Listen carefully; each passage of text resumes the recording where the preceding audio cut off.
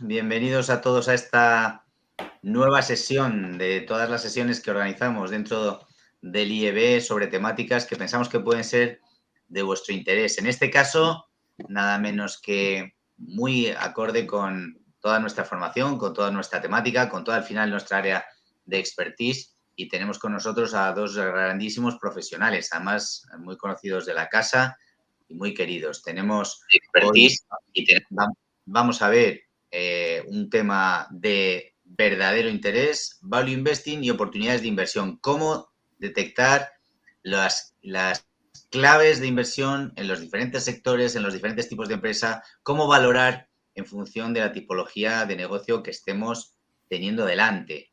Cómo, y para ello tenemos a dos grandes expertos, dos gestores de fondos. Por un lado tenemos a Carlos Santiso, gestor de fondos de Antbank, y por otro lado tenemos a Gabriel Castro, también gestor de fondos, en este caso de Singular Bank.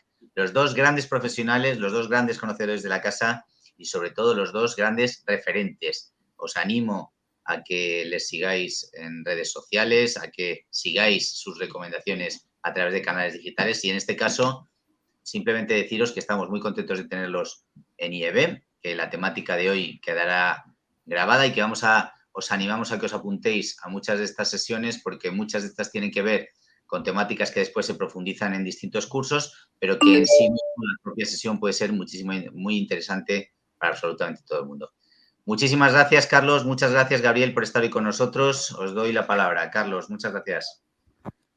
Muchas gracias a ti, Joaquín. Es un verdadero honor estar aquí representando a la IEB, que ya sabes que es para mí mi escuela de finanzas favorita en España, porque es donde me formé y donde empezó todo. Y también un orgullo estar con mi amigo Gabriel, que es un fuera de serie. Además de ser un fuera de serie, tengo la suerte de ser un buen amigo, del que siempre hay mucho que aprender, y vamos aquí a dar una charla a los dos. ¿Qué tal, Gabriel? ¿Cómo estás? ¿Qué tal? Pues nada, encantado, esperándose la presentación que hay. Yo creo que va a ser muy interesante para la gente desde un punto de vista formativo. Vamos con ello. La charla de hoy, bueno, tiene como introducción un punto de partida muy básico, que es el value investing desde sus inicios, que digamos que se inicia con Benjamin Graham.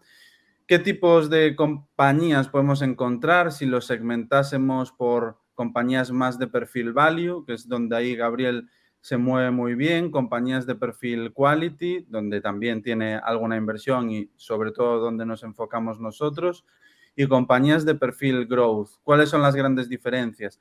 Al final, esto no quiere decir que veamos el mercado como diferentes segmentos. Nosotros invertimos en todo tipo de compañías y creo que hablo tanto por Gabriel como por mí, pero sí que es evidente que hay ciertas características intrínsecas de determinadas compañías, pues que hace que aspectos como movimientos en los tipos de interés o el momento del ciclo en el que nos encontramos afecten más a unas u otras. Entonces es lo que queremos ver.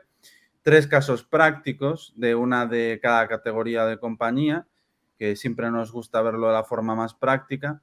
Y bueno, pues esto creo que es un buen anticipo de lo que se podrá encontrar en el curso superior que hacemos para el IEB, donde está Gabriel de profesor, donde está también nuestro gran amigo Ayuso, donde está también Flavio, donde está José de Cima, que es otro crack, donde está Alejandro de Oros, Luis Torras. La verdad que Daniel Tello, otro gran amigo. La verdad que tenemos una suerte brutal de poder juntarnos todos en un mismo curso, y lo digo no como promoción. Yo en su día, cuando empiezo de cero, si hubiese podido hacer un curso de estos máquinas, vamos, habría sido todo un privilegio.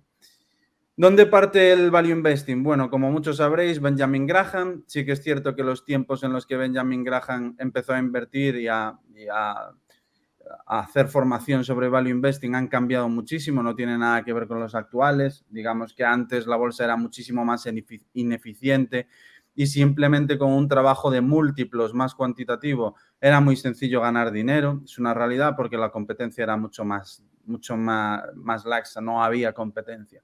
Hoy en día no funciona así. En mi opinión, ganar dinero con múltiplos es tremendamente imposible. Y los aspectos del negocio y entenderlo en profundidad, cobran mucha más importancia. Es de los primeros en aplicar un método racional. Tras la Gran Depresión había un ánimo en el mercado muy pesimista y, bueno, las oportunidades, sobre todo en lo que se llaman cigar bats, compañías que cotizaban por debajo de su valor de liquidación, eran gigantescas. Benjamin Graham hizo muchísimo dinero y fue la gran inspiración del inversor que prácticamente todos admiramos y seguimos, que es Warren Buffett. Es su gran referente, siempre lo ha dicho, y quien introdujo sus principios, al menos a los inicios. Luego ya se fue volcando un poco más hacia inversión en calidad, digamos, también por el tamaño de lo que gestiona. En sentido amplio, ¿qué es value investing? Bueno, pues en sentido amplio es comprar algo por menos de lo que vale. Cuando hay una oportunidad y creemos que el valor al que cotiza una empresa es superior, o sea, es inferior a lo que realmente vale, pues ahí se da una oportunidad. Digamos que su valor intrínseco hace que su precio, el precio al que cotiza, sea barato con realmente lo que nosotros estimamos que vale. Y hay diferentes formas de obtener ese precio. Descuento de flujos y valoración por comparable son las principales. No sé, Gabriel, tú en esto, si eres más amigo de descuento de flujos, de comparables, depende un poco el tipo de compañía, los múltiplos. Sí, bueno, lo veremos, ¿no? También depende, cada sector requiere unas cosas, unas estrategias. Luego, por ejemplo, también la suma de partes también es muy, muy interesante dependiendo del sector y de la empresa en específico, pero en general el descuento de flujos, el flujo de caja, lo que llega de verdad al accionista o lo que tiene la empresa real en caja para poder repagar la deuda, recomprar acciones, invertir, destinarlo a CAPEX. Al final yo creo que es la medida más correcta, ¿no? El descuento de comparables te puede llevar a muchos engaños, en el caso, pues, por ejemplo, el año pasado, ¿no? Que todas estaban caras y es que la otra estaba más cara que la mía, ¿no? Y puedes perder un poco el norte. Entonces, en general, por hablar generalmente, ¿no? Prefiero hablar de descuento de flujo de caja. Muy buen apunte y estoy tremendamente de acuerdo. Me acuerdo en 2021 y después del COVID en 2020, el segundo semestre, que todas las valoraciones eran en relativo, ¿no? Esto cotiza 25 veces, pero como los comparables cotizan a 30, pues es buen pricing. Puede ser muy engañoso, totalmente cierto. Margen de seguridad, bueno, pues cuando el precio está por encima del valor intrínseco, decimos que la acción está sobrevalorada, que está cara. El valor que realmente nosotros obtenemos de los mecanismos de valoración, que son varios de los que hemos citado, y bueno, es muy importante profundizar en ellos. Y si está por debajo del valor intrínseco, decimos que está infravalorada y es ahí donde surge la oportunidad en el medio o largo plazo. La inversión en valor consiste en comprar compañías infravaloradas y esperar a que el mercado vuelva a valorarlas por su valor intrínseco. Bueno, aquí está un poco la magia del asunto, que el mercado puede tardar más o menos en valorar una compañía correctamente y podemos incurrir en coste de oportunidad o no. Entonces, sí que es cierto que en muchos casos se aconseja, cuando encuentras una compañía infravalorada, que haya ciertos catalizadores que puedan hacer aflorar ese valor, para no permanecer durante 10 años esperando a que aflore y que digamos que tu rentabilidad obtenida, tu TIR anualizada, se convierta en algo mediocre, inferior a lo esperado. Entonces, es muy importante intentar encontrar oportunidades donde realmente creas que el valor se va a reconocer. ¿No crees, Gabriel? Simplemente una compañía que cotice muy infravalorada, ¿crees que ya puede ser una oportunidad de por sí? ¿Tú cómo lo ves esto? Bueno, no, yo creo que lo más importante es maximizar la TIR, ¿no? Por ello, pues tenemos que intentar averiguar o intentar predecir o anticiparnos a dónde va a estar mirando el mercado en los próximos 12, 18 meses, ¿no? Evidentemente, no dónde está mirando hoy, sino dónde va a mirar. Y para ello, pues uno de los primeros filtros ya no es, a veces tampoco encuentras o sabes el catalizador y termina ocurriendo, uno de los filtros principales que seguramente tú también compartas es que el management realmente tenga interés en los accionistas, sea colaborativo, si la empresa está barata, pues recompre, se ayude, ¿no?, del mercado, que no sea el mercado va por una parte y son papeles y luego la empresa va por otra parte, sino que realmente se trabaje como uno. Y ahí hay un libro muy bueno que es The Outsiders, de Will Torlique, que hay que leerse porque explica perfectamente qué tipo de CEOs son los que terminan generando una rentabilidad extra gracias al mercado financiero, ¿no? No desde una parte operativa, que evidentemente también tienes que ser, es clave, sino también aprovechando pues estas ineficiencias temporales que te ofrece el mercado. Totalmente. Muy buen punto el del management, que yo creo que en general se tiende a infravalorar y es clave. Al final, cuando confías el dinero a un gestor de un fondo de inversión, pues porque crees en su visión, en su forma de hacer las cosas, en la estructura de su cartera y demás, lo haces precisamente por eso. Y cuando confías en depositar, en convertirte en accionista de una compañía, debería de ser un poco lo mismo, ¿no? Confías en que quien está al timón sepa hacer bien las cosas para que pues, se reconozca ese valor. Si es un management que no entiende el capital allocation y que pasa absolutamente del accionista y demás, pues puedes tener una compañía infravalorada por muchísimo tiempo. En uno de los sectores en los que yo más he visto la diferencia entre un buen management y un mal management referente al capital allocation es en materias primas, en commodities, en sectores commodities, que la gente en general, ¿no?, tiende a pensar que esos sectores pues que da igual, porque al ser su producto commodity, pues da igual el que esté al cargo, que lo va a hacer bien o lo va a hacer mal en función de cómo va el mercado. La realidad es que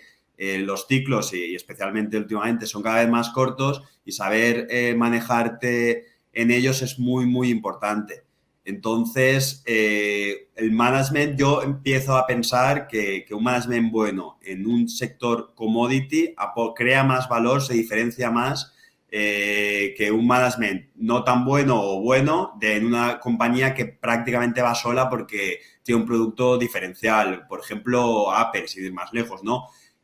Tampoco voy a quitarle nivel o reconocimiento a Steve Jobs, era otro tema, ¿no? Pero al actual, pero en ese tipo de compañías que ya va sola, pues es más fácil generar valor y es más fácil no liarla, ¿no? Totalmente. Sí, sí. Al final lo que dice Warren Buffett, también invertir en compañías que pueda dirigir un tonto, que sea irrelevante. Pues, por ejemplo, creo que ponía el ejemplo de Coca-Cola, donde, si no me equivoco, ha sido accionista muchos años. También es importante, cierto. Y al final, bueno, en los métodos de valoración, algo que es clave es entender que cuando obtienes una valoración, no es algo que va a misa, no tienes el santo grial en la valoración, ¿no? Pues lo que decía Benjamin Graham es que es más bien un rango. Lo importante no es la valoración en sí, sino el margen de seguridad. Algo de lo que también se habla en profundidad en uno de los mejores libros, que es Margin of Safety, un libro muy difícil de conseguir, bueno, imposible de conseguir en físico, pero sí que se puede conseguir en PDF, donde se habla sobre ello, que lo importante es obtener un rango donde tú te sientes cómodo, que es algo en lo que nosotros en el curso pretendemos trabajar. O sea, si obtenemos un valor para, imagínate, Google de 200 y Google cotiza 100, pues oye, hay que tener en cuenta que ese 100 es una aproximación y también podemos incluso tener varias valoraciones, un caso pesimista, un caso base, un caso optimista, las tres opciones pueden ser válidas. Eso Depende que un has poco. dicho es clave, ¿no? Y es por lo que para mí modelizar es tan importante, ¿no? Saber en qué escenarios. Evidentemente no sabemos nadie el futuro, es imposible de predecir, pero saber en qué escenarios te basas para llegar a diferentes precios objetivo es lo que te da la confianza, ¿no? Para irte a la cama y pensar que estás haciendo las cosas bien y terminan saliendo.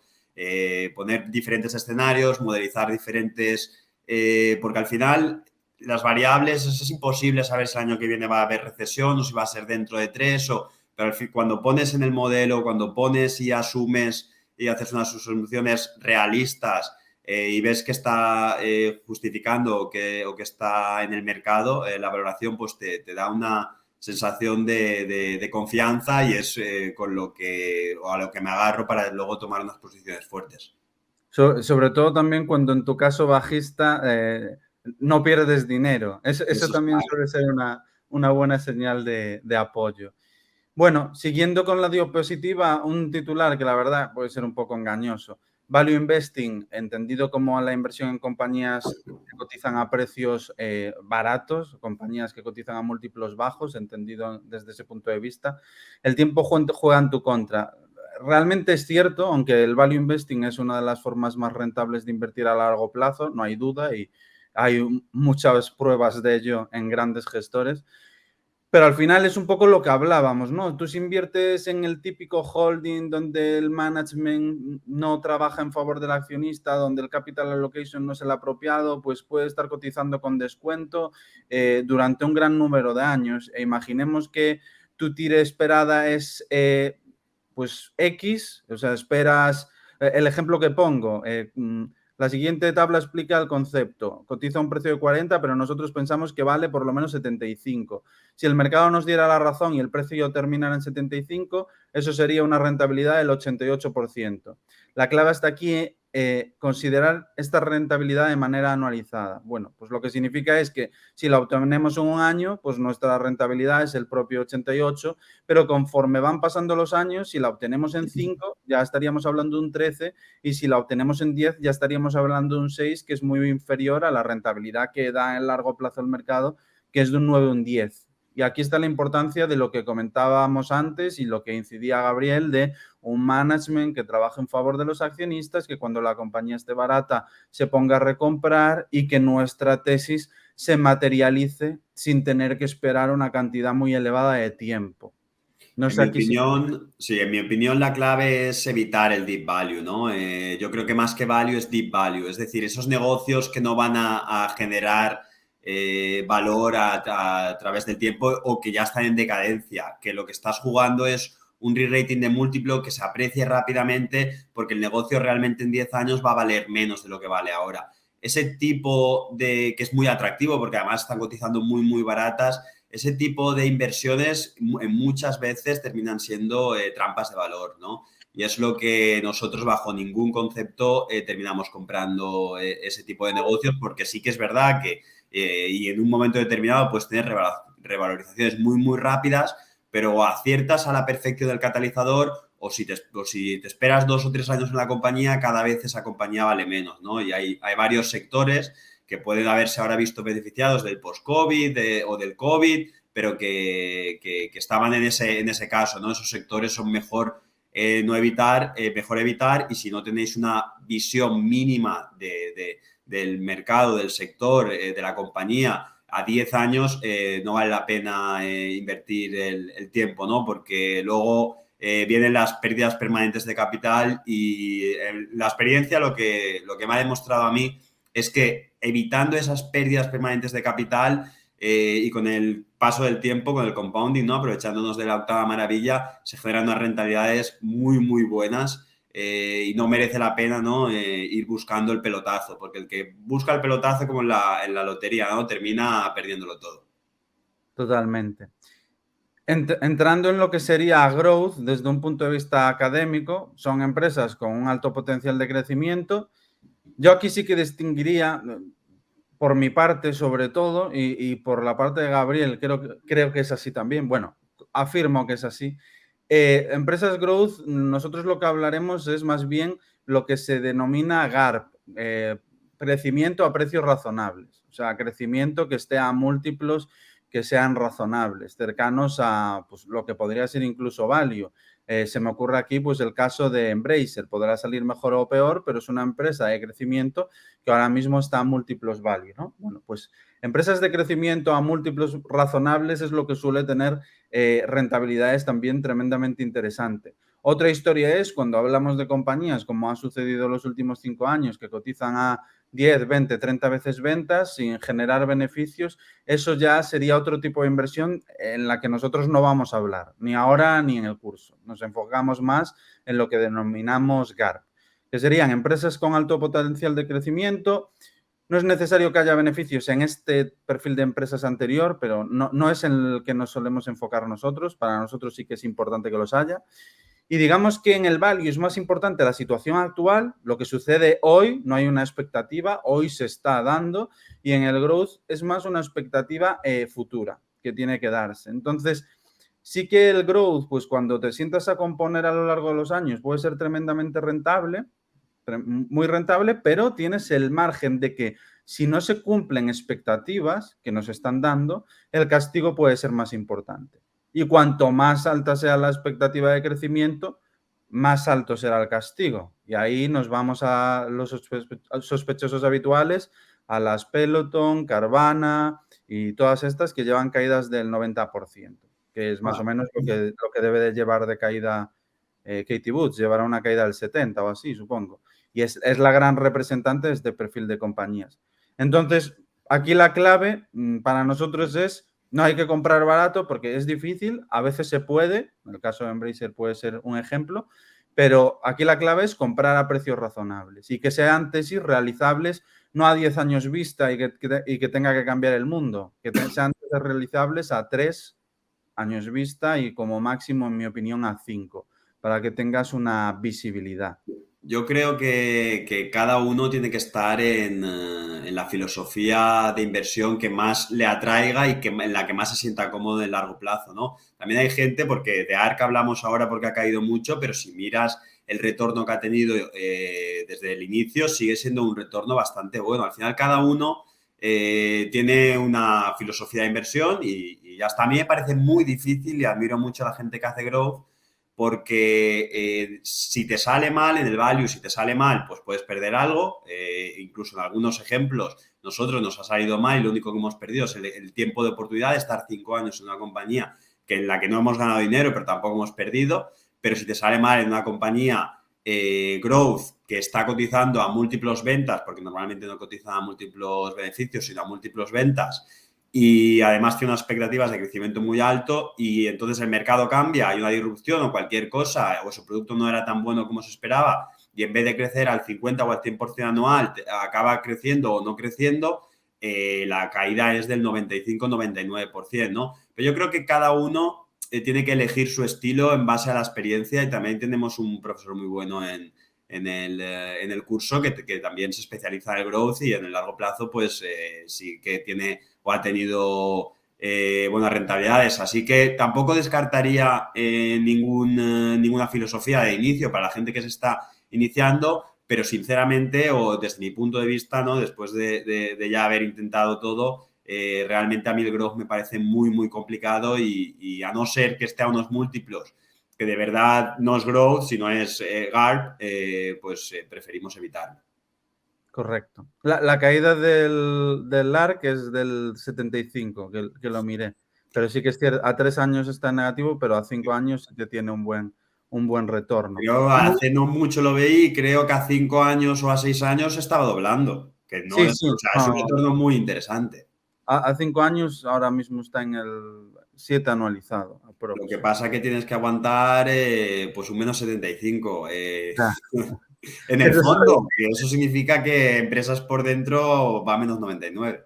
Claro, no, y además el problema ahí es que la mayoría de la gente seguramente esté más en el menos 75 que Eso es un problema, sí. en el doblar. Pero bueno, un ejemplo de growth muy sencillo, una empresa que duplica beneficio cada 3 años y bueno, luego veremos un ejemplo de una que lo hace. EPS, earnings per share, esto lo veremos en el programa, últimos 12 meses han sido de 2, cotiza 60, por lo que diríamos que cotiza 30 veces beneficios.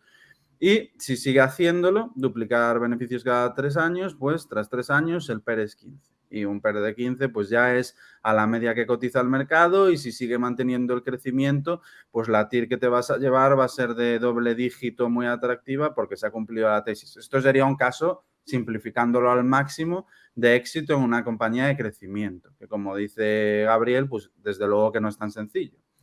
Pero sería un poco el objetivo que se busca cuando se invierte en growth. El crecimiento de beneficios, si se mantiene, nos protege de la contracción del múltiplo. Incluso de darse una contracción del múltiplo por un D-rating, si siguen creciendo los beneficios, pues es una protección que tienes.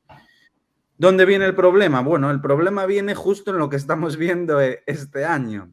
este año es el gran ejemplo de uno de los riesgos que tiene la inversión y crecimiento. Y os puse un ejemplo. Una empresa que no crece, que genera 100 euros de caja todos los años y el mercado le exige una rentabilidad, es decir, su tasa de descuento es del 5%. Su valor debería de ser de 2.000. Esto no es más que el descuento de flujos, que también vemos en cómo hacerlo en el curso de una forma más real. Esto es un ejemplo sencillito. Si el tipo de interés exigido baja del 5 al 2, el valor de la empresa pasaría de 2.000 a 5.000. El efecto favorable de una caída en tipos de interés que puede darse. Ahora mismo es posible que se dé. A inicio de año era bastante complicado. Ahora pensemos en una empresa que en vez de generar todos los años lo mismo, genera 80 euros, pero cuyos beneficios se espera que crezcan un 1% anual a perpetuidad, que es por debajo de PIB. Y ponemos un ejemplo, no crece y solo crece un 1 para que veáis la potencia de los tipos de interés ante una diferencia tan pequeñita de crecimiento. Con un tipo de interés del 5, su valor es de 2020, más o menos exactamente el mismo que el de la empresa anterior, que no crecía. Pero en cambio, si los tipos de interés bajan hasta el 2, su valor es de 8.080. Recordemos que en la anterior empresa que no crecía, al pasar del 5 al 2, pasó de 2.000 a 5.000 y en este caso pasa de 2.000 a 8.080. Bueno, el impacto de los tipos de interés a favor o en contra. Luego veremos un caso en contra, que es lo que ha sucedido este año. Y bueno, pues trasladado a números, la bajada del tipo de interés en la empresa que no crecía genera una rentabilidad del 150, solo por tipos de interés la empresa sigue siendo la misma, y en el caso del segundo, del 300%. Impacto de tipos de interés en las valoraciones. Value y growth, ¿cómo se mueven? Pues dependiendo de los ciclos de tipos de interés. En momentos donde los tipos de interés han ido presionando a la baja, como ha sido lo que ha ocurrido desde 2009, ha sido un momento muy bueno para el growth. Y el growth venía haciendo unas rentabilidades extraordinarias. Mucha gente decía, ha cambiado el paradigma, ya no existe value investing porque la economía es más tecnológica. La realidad es que no era eso lo que sucedía, era simplemente un tema de tipos de interés. Ahora mismo que los tipos de interés están subiendo al alza, pues el growth está sufriendo mucho y el value lo está haciendo muy bien. Pues al final son ciclos, que es lo que podéis ver en la diapositiva. Voy a ir algo más rápido porque si no, no nos da tiempo llegar a los casos prácticos, que la verdad que tenemos un par de casos que yo creo que son muy interesantes y para que nos dé algo de tiempo a llegar a las preguntas. Nos quedaría, hemos visto value, hemos visto growth y vamos a ver ahora quality. ¿Qué es quality? Bueno, compañías que crecen menos que las compañías de crecimiento, pero que sobre todo que tienen una alta rentabilidad sobre el coste invertido, lo que se llama un ROCE o un ROIC. El coste del capital suele ser mayor en empresas cíclicas y menor en empresas estables, asociado a que las empresas cíclicas suelen tener una mayor volatilidad, una mayor beta, un mayor coste del capital. Y cuando la rentabilidad está por encima del coste del capital, hay valor para el accionista y cuando está por debajo hay destrucción de valor. Estos serían varios de los aspectos que también veríamos en profundidad en el curso, en que consiste tener un ROCE por encima de la WACC, la importancia no solo del propio ROCE, sino de la tasa de reinversión, lo que es el Value Compounding Rate, que es la reinversión de los beneficios en crecimiento, bueno, ese tipo de aspectos que considero que son bastante importantes. Y métricas así muy... Antes de entrar ahí en detalle, esta filosofía, ¿no? Es al final la que dice Warren Buffett, para mí la mejor, como dice Warren Buffett, ¿no? Comprar estas compañías excelentes cuando están en la mesa de operaciones, ¿no? Algo como, por ejemplo, comprar Apple en 2016 a 10, 12 veces beneficios, Microsoft en 2012 a 10, 12 veces beneficios. O tanto por un problema específico que es temporal o especialmente por un problema coyuntural, por ejemplo, en el 2012, pues que estábamos en recesión, ¿no? Y además estas compañías, Microsoft, por ejemplo, llevaba cayendo desde el 2000. Entonces, esa es realmente la mejor estrategia para tener unas rentabilidades espectaculares en el largo plazo. Lo que pasa que en estas compañías, estas gangas no ocurren todos los días, ¿no? Muy pocas veces, de hecho, a cada década, ¿no? Entonces, pues hay que estar siempre rastreando, evidentemente, estas compañías, mirándolo de reojo, pero no es fácil. Incluso a día de hoy, con la caída que tienen, siguen sin estar a esas 10, 12 veces de beneficios que les hace pues una compra sin pensar.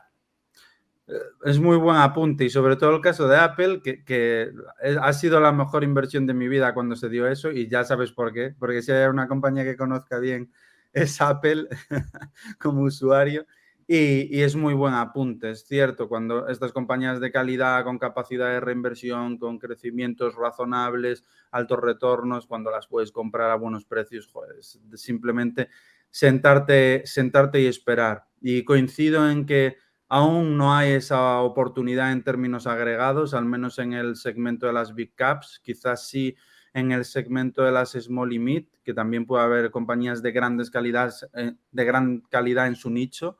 Recordemos que al final todo esto es en relativo, ¿no? Si analizamos una compañía de calidad que opera en un mercado muy, muy pequeñito y en relativo es 50 veces más grande que los competidores más cercanos, pues al final es como si fuese un Apple contra los demás, pero dentro de un mercado mucho más pequeño. Eso es una forma también de intentar encontrar oportunidades en empresas de calidad antes de que las más conocidas, las que nos gustan a todos, coticen a buenos precios, que coincido en que seguramente terminarán en algún momento cotizando. Al final, pues siempre se dan oportunidades en estas grandes empresas, pero es muy buen apunte. Conecta, Roger, si el ROCE como equivalente al ROIC, sí, hay ligeros matices. El ROCE hay muchas formas de calcularlo y en el curso veremos varias de ellas y la que más nos gusta. La mayoría de los gestores que estamos en el curso utilizamos una forma de obtener el ROCE muy similar, o sea que es la que profundizaremos más. Pero sí, el ROIC es en inglés y el ROCE también es en inglés, Return on Capital Employment, pero el ROIC es más americano. Aquí solemos tirar más de ROC. Y las principales métricas que se suelen utilizar son estas tres, pero tampoco soy muy amigo de generalizar, de hay que usar estas métricas. Cada compañía tiene sus aspectos. Pues digamos que una compañía financiera, pues el ROE puede tener más sentido, una aseguradora, una compañía de servicios relacionados con banca y demás.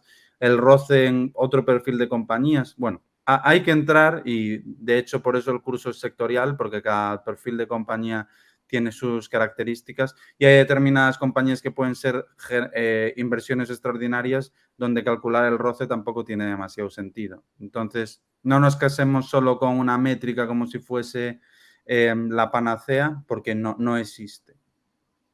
Bueno, y Fran pregunta si Alibaba hoy es quality y a mí sí que me parece. El problema es que ya no es algo, ya sabemos, ¿no? El problema que tiene Alibaba, que es más país, geografía, político, que un tema.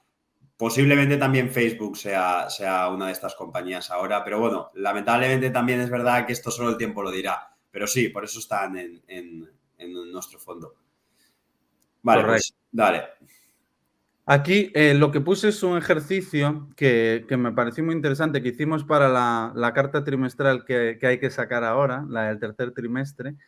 Y esto no es otra cosa que todas las compañías que están presentes en el fondo que yo gestiono, y en el eje izquierdo tenéis la reinversión, la tasa de reinversión de las compañías, entendido como CAPEX de crecimiento, la media de 3 años que reinvierten, y en el eje de las X tenéis el ROCE medio de 3 años.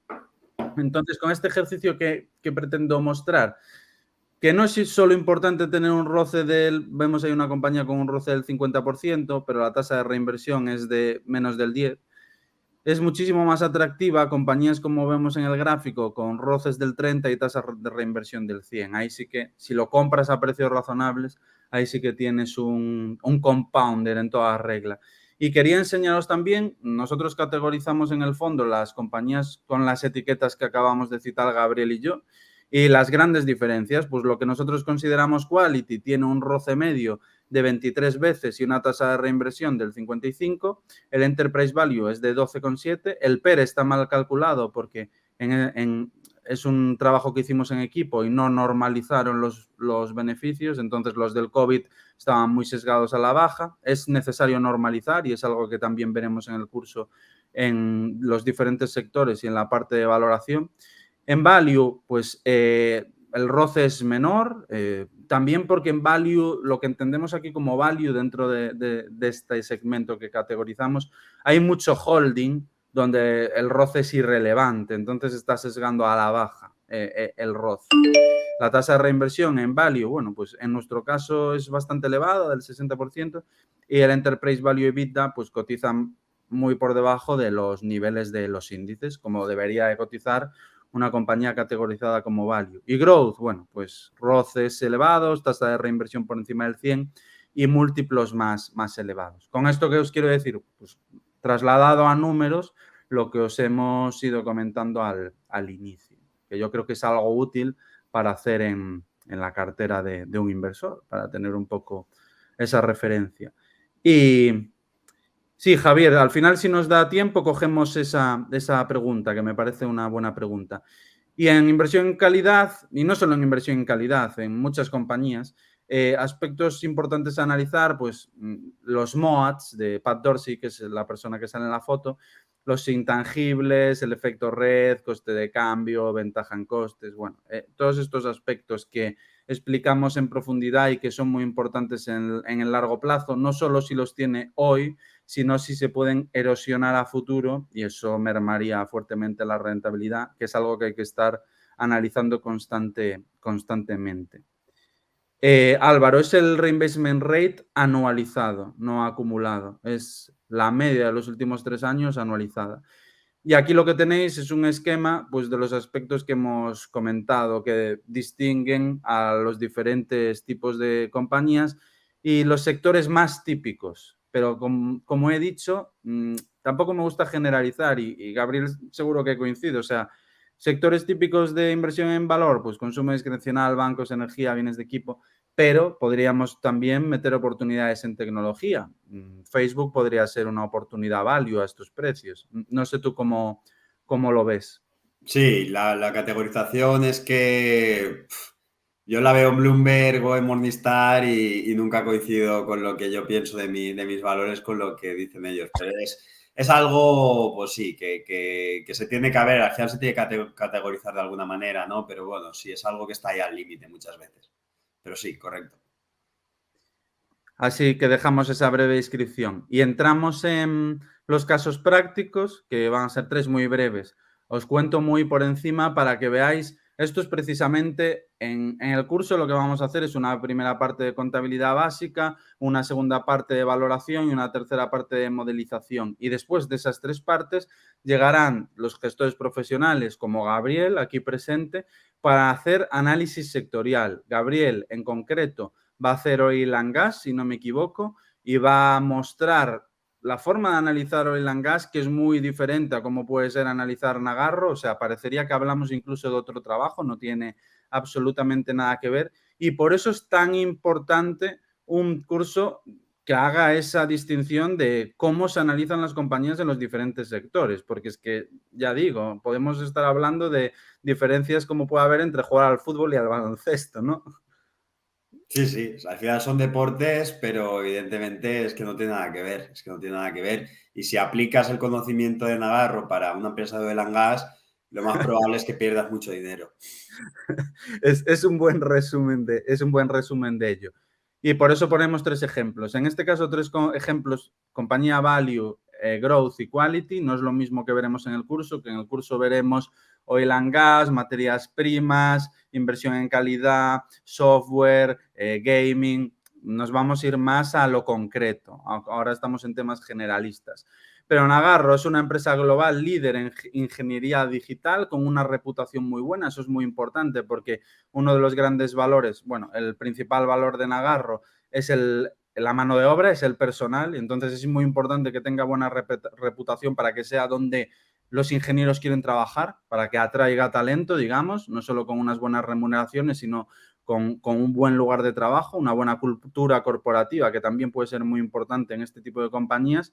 Y bueno, pues muchos de sus clientes son líderes mundiales, tenemos aerolíneas, pues proceso de digitalización, por ejemplo, de Lufthansa o, por ejemplo, el proceso de Omnichannel de un Maison Dumont. Este tipo de proyectos, que son proyectos de largo plazo, Antes hablábamos de los MOADs de Pat Dorsey, pues hablaríamos de altos costes de cambio, porque una vez te montan el proyecto y lo han hecho a tu medida, pues tiene altos costes de cambio cambiar de proveedor, ¿no? Y lo que suele suceder es que los clientes empiezan a trabajar con Nagarro y en vez de finalizar el proyecto y se acabó ahí la relación, van añadiendo nuevos proyectos a lo largo de los años y las relaciones se van a más de 10 años, por lo cual se forman relaciones muy estrechas entre los clientes y Nagarro, que es algo tremendamente positivo.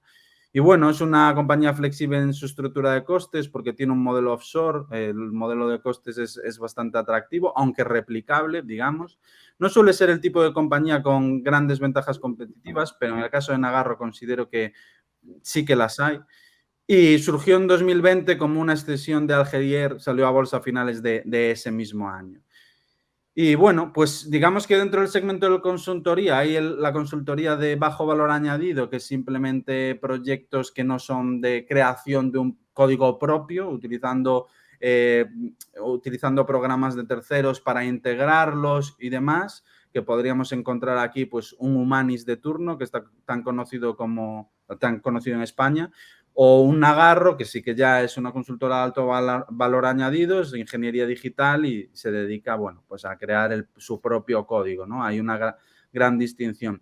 Todo esto debería conllevar, distinguiendo entre los dos tipos de empresa, a un mayor múltiplo. Es algo que pues, también es importante entender.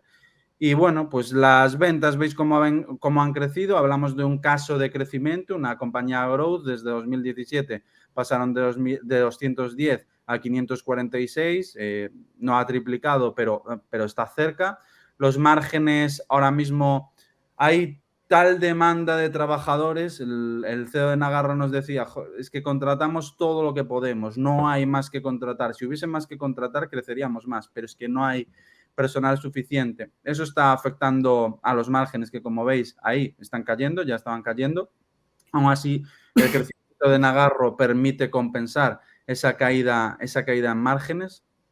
Veis cómo analizar pues, la deuda, que es algo importante que también veremos en todos los sectores, cómo distinguir la parte de loans, la parte de leases, las diferentes distinciones que tampoco voy a entrar demasiado.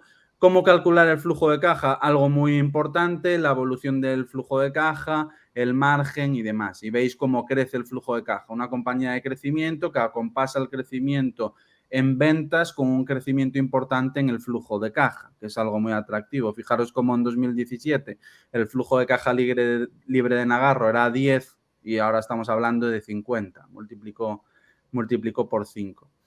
Y bueno, pues aquí las métricas, hablamos de ROCEs también elevados, aunque en negocios donde, y esto también lo veremos, en negocios donde el capital humano es muy importante, creo que el ROCE no tiene la misma validez que en compañías donde sí que hay otro mix, digamos, en el CAPEX, o sea, en pues, fábricas y demás. Aquí es un poco tramposo, digamos, el ROCE. Y el ROE y el ROA sí que son también tremendamente altos. ¿Cómo se utiliza el capital? El CAPEX de mantenimiento, lo necesario para que la compañía siga funcionando, y el CAPEX de crecimiento, que está destinado mayormente a crecimiento inorgánico. Y aquí, ¿cómo valoramos? Bueno, pues para valorar hay que asumir unas asunciones. Nagarro venía creciendo en tasas superiores al 30%. Nosotros asumimos unas asunciones a futuro bastante más pesimistas porque nos gusta ser conservadores, a pesar de que, bueno, este año va a crecer un 50%. El crecimiento del EBITDA, el crecimiento del flujo de caja, lo que veis punteado es asunciones a futuro para la creación del modelo. Y al final, bueno, pues llegamos a una valoración y aquí es muy importante. En una compañía como Nagarro, el flujo de caja, como crece de una forma tan bestial con contratos que son por años, el flujo de caja es un poco engañoso. Hablamos de una compañía que está creciendo un 50%, porque muchas de las partidas se quedan en clientes y aún no se han devengado, y si vemos a qué múltiplo cotiza Nagarro sobre beneficios de cierre de este año, estaríamos hablando de unas 23, 24 veces beneficios, mientras que si vemos desde el punto de vista de flujo de caja estaríamos hablando de 40. Y bueno, aquí viene un poco la importancia de saber entender qué múltiplo utilizar, entender el contexto en el que está la compañía y el tipo de compañía que estamos analizando. Eso es clave. No podemos decir, no, pues yo valoro siempre por este tipo de múltiplo, lo multiplico por tanto. No, muchísimo más complejo, hay que entender el sector, el perfil de compañía, el contexto y muchos KPIs que son fundamentales para analizar una compañía. Y este sería el caso de inversión. Bueno, pues tenemos un flujo de caja que lo multiplicamos por unos múltiplos que considero que son razonables. Si fuese desde el punto de vista de beneficios, estaríamos hablando de unas 25 veces, que sería el equivalente a las 40 de flujo de caja por lo que acabo de contar, por la discrepancia entre beneficio y flujo de caja, que lo importante es entender que beneficio y flujo de caja en el largo plazo tienden a converger. En un momento en el que Nagarro ya no esté creciendo de una forma tan agresiva, no tendremos esta discrepancia tan fuerte entre ambos valores. Es uno de los, os quería poner este caso para que entendierais la importancia de saber distinguir este tipo de aspectos.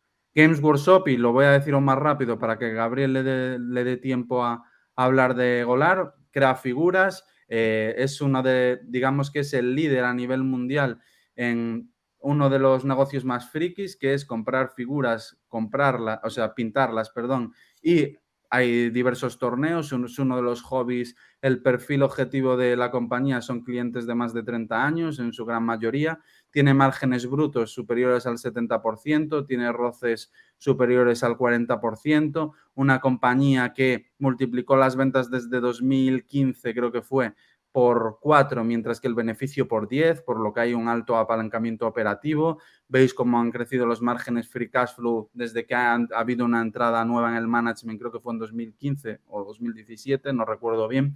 Se cambió un poco el enfoque, se le dio mayor peso a los royalties, que es publicidad gratuita para la marca. Reciben royalties por los videojuegos que se desarrollan, que cada vez se desarrollan más, visibilidad para la marca de Warhammer. Ellos reciben ese dinero y como digo, publicidad gratuita que ha permitido que las ventas se disparasen, consiguiendo un mayor apalancamiento operativo y haciendo que bueno, el apalancamiento operativo haga el ejercicio de, mientras que las ventas multiplicaron solo por X, el flujo de caja multiplicó por X más Y. Es un poco aquí la clave. Entender cuál es el CAPEX de mantenimiento, el CAPEX de crecimiento, también para saber cómo hacer un escenario de cuál es el flujo de caja terminal, cuál sería el CAPEX necesario para mantener la compañía cuando ya no esté en una fase de crecimiento tan extrema, una parte muy importante para hacer una valoración. Aquí haríamos una valoración por DCF, antes la hicimos por múltiplos y bueno, básicamente una compañía que ha crecido por encima del 20% en ventas los últimos años, porque tiene desde 2015, si no me equivoco, una inversión, un modelo de crecimiento bastante más exitoso, digamos que han dado con la tecla, y en años tan difíciles como estos siguen creciendo de forma bastante saludable, porque es todo crecimiento orgánico. Actualmente cotiza unas 17 veces beneficios aproximadamente y bueno, el apalancamiento operativo no creo que siga al mismo nivel, tampoco es necesario porque estamos hablando de comprar una compañía que crece a doble dígito a 17 veces con roces del 40%, entonces tampoco es necesario tener el mismo crecimiento, pero bueno, lo que os decía, crecimiento en ventas por 4 y beneficio por 10. Compañías de calidad que te dan estas satisfacciones. Y vamos ahora, Gabriel, con el caso de Golar, ya te dejo a ti y al final... Bueno, pues en oil and gas completamente diferente, ¿no? Tenéis que cambiar completamente la cabeza, el working capital que decía Carlos, pues no tiene ningún sentido aquí, no es un PAX global, lo mismo, ¿no? Que cuando creces, pues vas retrasando esos cobros a futuros y eso lo veremos en el curso con muy buenos ejemplos. El beneficio contable tampoco tiene absolutamente nada que ver porque has hecho unas inversiones muy fuertes en el pasado y eso estás amortizándolo ahora, estás depreciándolo ahora, pero realmente no tiene ni por qué tu CAPEX ni de mantenimiento ni el CAPEX tener nada que ver con la depreciación, ¿no? Entonces, en un momento normal, incluso un beneficio alto puede ser una excelente oportunidad de entrar en un sector como el oil and gas, ¿no? O sea, lo veremos todo en el curso porque es un sector completamente diferente a todo lo que ha estado contando Carlos, ¿no? En el caso de Golar, que es el que quiero comentaros, por ejemplo, aquí también hay que entender, por ejemplo, esta compañía se dedica al gas, vale, pues el gas no crece, porque la demanda de gas no crece.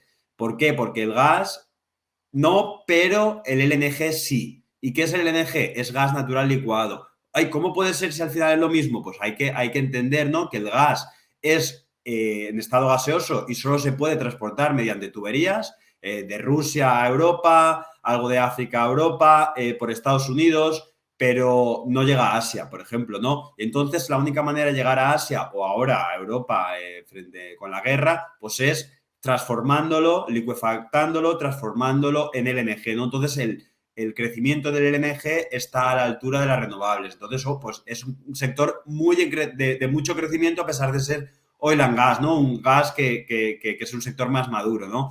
Entonces, además también, evidentemente, pues es interesante entender por qué el gas es tan importante y por qué no es el último combustible fósil en caer, ¿no? De hecho, la Unión Europea pues lo ha etiquetado como ESG.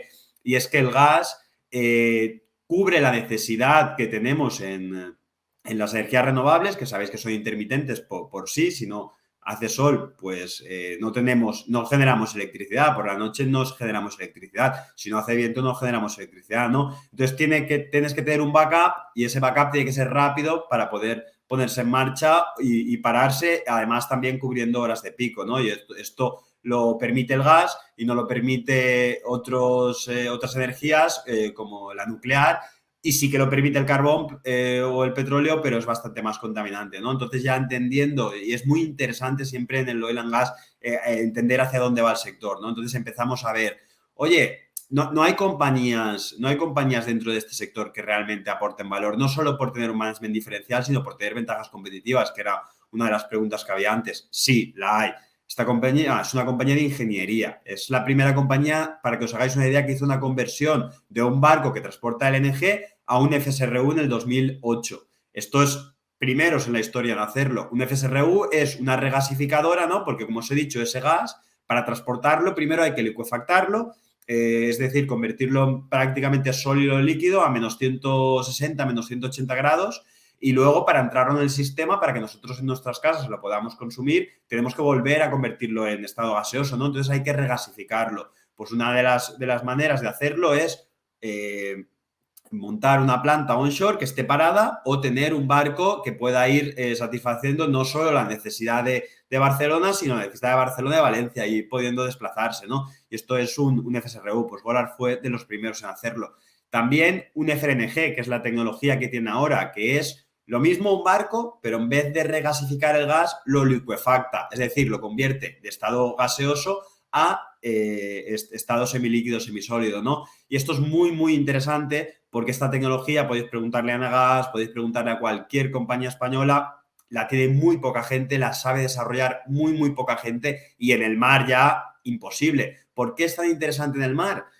Porque te ahorras muchos costes, porque si el pozo de gas, si el field está en el mar, a 200 kilómetros de la costa, tienes que traerlo a la costa con tuberías, con toda la infraestructura, regasificarlo en la costa, liquefactarlo en la costa y luego volvértelo a llevar por mar, ¿no? Pues qué interesante es tenerlo todo localizado offshore. Pues esto es lo que hace Golar. Es la primera, como ahí podéis ver en la imagen, hay varios que lo han intentado, pero nadie ha tenido el éxito que ha tenido Golar, que es la única compañía que desde el 2018 tiene todos los días funcionando su Gili, que se llama, ¿no? Su barco sin ninguna parada, y ella sola ha liquefactado, ha convertido de estado gaseoso a estado semilíquido, semisólido, más gas que el resto de compañías, ¿no? Entonces es eso.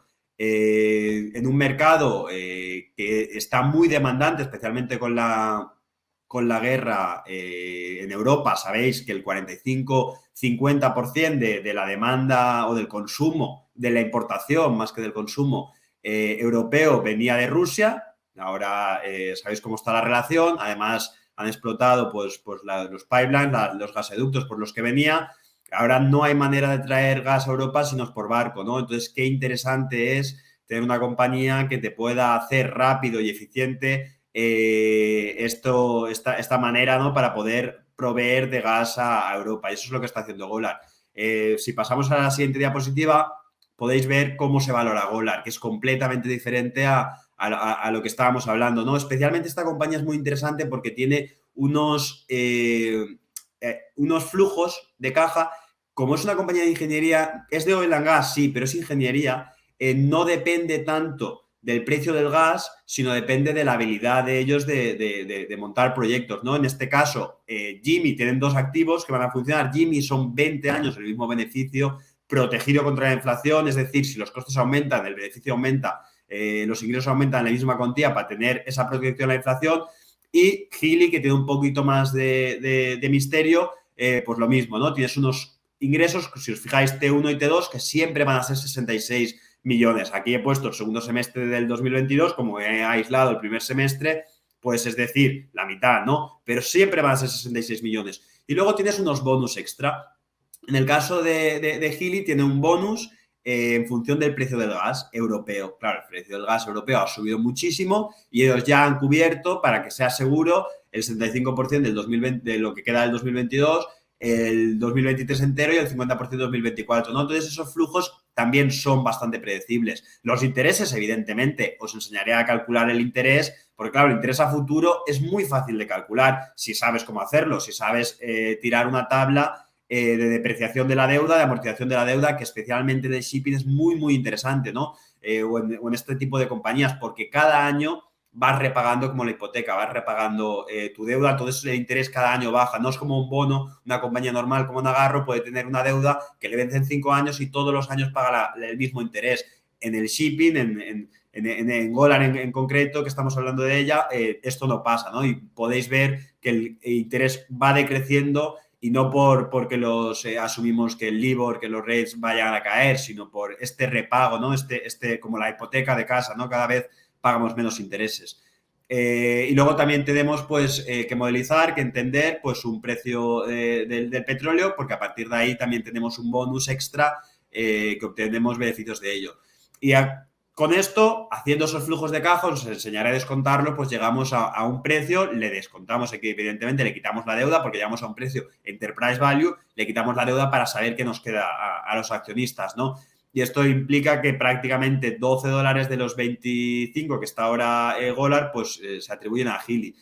Y luego también hay que empezar a ver, oye, cómo de agresivo, cómo de conservador soy. Evidentemente os enseñaré el efecto del WACC, que es muy interesante, pero especialmente interesante es saber que Tango FLNG, que es el primer FLNG que se construyó, lo teníais antes en la diapositiva, que es un 4 veces, o sea, es un cuarto de lo que es Hilli, de la capacidad de licuación que tiene Hilli, y además solo puede trabajar al lado de la costa, no puede trabajar a 200 kilómetros de la costa como puede trabajar Hilli. Pues este barco, haciendo el multiplicador, es decir, Hilli es 4 veces más, implicaría que Hilli, que Golar valdría en Enterprise Value, siempre Enterprise Value, 2,6 billions. Y os estoy diciendo que mi valoración es 1,6 billones, ¿no? Entonces parece que es bastante conservadora. Y además de ser de esta valoración, si os digo que solo el 60% de Hilli está siendo utilizada y que hay capacidad para aumentar esos beneficios, pues lo iremos viendo, ¿no? Esto, y entonces pues me da la sensación de que oye, que estoy teniendo bastante margen de seguridad en nuestra valoración, y si además el precio de la acción está por debajo de esas valoraciones que a mi modo de ver son conservadoras, pues evidentemente es donde surge la oportunidad, ¿no? Si pasamos a la última diapositiva, lo que os estaba diciendo, aquí no se puede valorar, no podéis coger a Hilli, porque los beneficios de Hilli son completamente irreales, tienen una amortización, una depreciación, porque esto costó 2,5 billones en su momento y ahora no tiene CAPEX, esto ya no tiene CAPEX, no podéis coger y decir, pues el beneficio es este, entonces aplicamos 15 veces, o sea, es la mejor manera de perder dinero, ¿no? Especialmente en esta compañía que además tiene participaciones en otras compañías que también en general solíamos aplicar un descuento a estas participaciones. En el caso de Golar no, porque son participaciones que esperamos que en los próximos 12, 18 meses no quede ninguna, ¿no? Que se vayan a liquidar. Entonces, pues, como os he dicho, llegamos a un valor de Gimi, que es relativamente fácil en este caso, llegamos a un valor de Hilli. En otros casos es más difícil, pues haríamos escenarios, ¿no? y llegamos a la deuda que tiene a día de hoy, siempre teniendo en cuenta los costes corporativos que mucha gente no los considera, hay que tenerlos en cuenta. Hay unos costes por encima de la estructura que hay que tener en cuenta y llegamos pues eso a un precio objetivo a día de hoy de $29. Eso sí, no contamos con absolutamente nada de lo que vaya a venir, ¿no? Y si acordar cómo ha empezado la conversación, el LNG está creciendo al mismo nivel que las renovables, Golar va a ser necesario, yo digo que tiene el deber fiduciario con Europa de sacar adelante proyectos y proporcionarnos gas no tan barato como el ruso, porque evidentemente pues el ruso era prácticamente gratis, pero ya estaba toda la infraestructura montada, pero sí que a unos costes bastante razonables y muchísimo mejores de los que evidentemente tenemos ahora, ¿no? Entonces, incluso en el escenario en el que no generamos proyectos de FLNG, que yo estoy convencido de que van a llegar por lo que os he dicho y porque tienen conversaciones avanzadas, que podría aumentar el precio de la acción pues en 25 o 30 dólares. Lo que también me gusta muchísimo es que si coges el beneficio, el free cash flow de lo que va a generar en el 2024, esto explica el 22% del enterprise value. Sabiendo y conociendo como conozco al management, que es un management completamente alineado, que tiene el 5% de la compañía, que muchas veces decís, un 5% es poco. Claro, un 5% de una compañía de casi 3 billions es mucho, ¿no? Hay que ponerlo en relativo. Un 5% de una compañía de 10 millones, pues no es mucho, ¿no? Entonces, conociéndolo como los conozco, estudiando lo que han hecho en el pasado, van a poner siempre el capital a trabajar, ¿no? Es decir, en el caso, de hecho personalmente me lo han dicho, en el caso de no encontrar ningún proyecto, vamos a ser la compañía la vaca lechera que tenemos dividendos, o sea, flujos de caja a 20 años garantizados o semi-garantizados, excepto Gili, pero que estoy convencido de que los van a garantizar el año que viene y vamos a empezar a pagar un dividendo espectacular.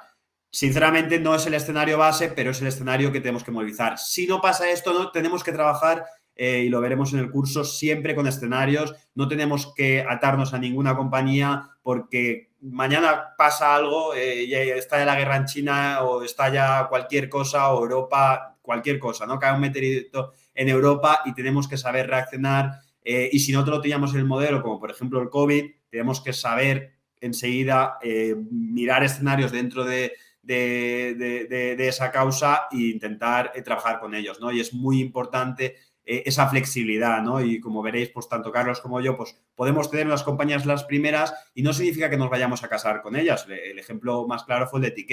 En el momento en el que vemos que las cosas no están cuadrando o que hay mejores alternativas, pues no tendremos ninguna duda en rotar a ellas y es algo pues que veremos. Estás muteado, Carlos. Menos mal que me avisas. Una gran exposición de la tesis de Golar, Gabriel, y muestra, yo creo que las tres tesis que hemos comentado, formas de valorar muy diferentes. Es un poco lo que intentamos transmitir. Y bueno, pues el claustro, como os decía, tendremos a Ayuso dando, bueno, que trabaja en el sector de oil and gas, está especializado en el sector de oil and gas como inversor, es uno de los mejores inversores que tenemos la suerte de tener aquí en España. Mi compañero Ángel Ruiz, CFA, que trabajaba en Santa Lucía, ahora trabaja conmigo. Al presente Gabriel, que es otro fuera de serie, como podéis ver. A Flavio, que es gestor de un fondo especializado en software, que creo que es algo muy importante a conocer para el futuro. A José Ruiz de Alda, que es otro absoluto máquina. Álvaro Romero, que es un buen amigo nuestro y nos va a hablar de gaming, al gran Dani Tello, que nos va a hablar de situaciones especiales, que también es tremendamente interesante. Jacobo Cuadrado, infraestructuras, que es uno de los sectores que creo que hay que tener en cuenta para el futuro. Alejandro Martín, de Oros, también otro absoluto crack, que nos va a hablar de la inversión en China, donde pues podría haber una gran oportunidad, al menos desde el punto de vista de los múltiplos. Y al figura Luis Torras, que nos va a dar una masterclass como siempre hace. Entonces, bueno, pues para todos aquellos, estamos hablando de un curso que rozará las 50 horas, yo creo que es un coste competitivo para la gente que nos hemos reunido aquí y en una institución como es el IEB, que me parece, vamos, para mí, ya digo, yo la llevo en el corazón. Hablamos de 840 euros, que sale a menos de 20 euros la... Bueno, no, estaba haciendo mal el cálculo. Creo que es un coste competitivo. Y para los que estéis interesados en apuntaros, pues en la página del propio IEB, si vais al apartado Business School y le dais a cursos superiores, tendréis ahí el formulario para poder inscribiros, el dossier, el PDF. El curso empezará dentro de una semana, estamos en la última semana ya para apuntarse. Empezará en noviembre, estaremos un par de meses dando clases. Las clases serán en directo, pero quedarán grabadas para el que no pueda asistir, aunque idealmente esperamos que pueda asistir el máximo número de gente, porque como profesores que somos y lo hacemos por vocación, he de decir, en nombre de todos los presentes, es algo que hacemos por vocación y no hay mayor satisfacción que tener el mayor número de alumnos en clase. Si no, no tendría sentido y no merecería la pena. Así que nada, muchas gracias a todos por asistir y muchas gracias a Gabriel por la gran exposición. Y esperamos veros a muchos de vosotros dentro de una semana, o sea, es que no queda nada. Pues sí, yo creo que ha quedado todo claro y también me uno a Carlos diciendo que sí, que espero que veros. Los horarios son bastante buenos y los días en los que salen las clases también, así que esperamos contar con vosotros. Un saludo a todos, buena semana, abrazo, Gabriel. Gracias, hasta luego.